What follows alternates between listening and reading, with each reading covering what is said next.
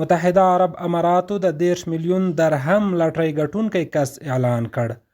په متحده عربي اماراتو کې د ژوند بدلونکې شیبه.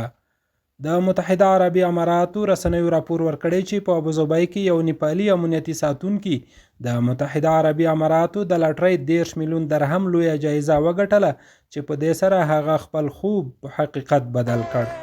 دا کس طیب خان نومیږي چې 26 کاله عمر لري او د نیپال هیواد اصلي اوسیدونکی دی چې له 4 کلونو راهیسې له یوې کمپنۍ سره د امنیتي ساتونکي یا سکیورټي ګارډ په توګه کار کوي.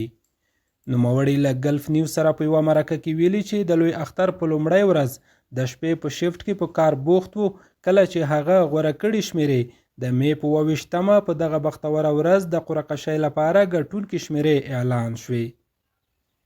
کله چې هغه د شپې په 10 بجې او 10 دقیقې د برېښنالیک له لارې د ژوند بدلونکي خبرونه واورېدل نو لاسونه او پښې یې ولړزېدل ځکه چې هغه پوه شو چې هغه به د دغه تاریخي جایزې د 4 نږدې ملګرو سره په مساوي ډول له ویشلو وروسته د 6 میلیون درهمو خاوند شي.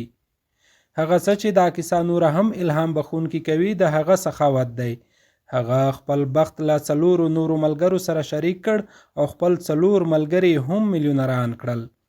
له مبارزې څخه تر بریا پورې دا بریا دا ثابتوي چې ژوند په یوه شیبه کې بدلیدلی شي.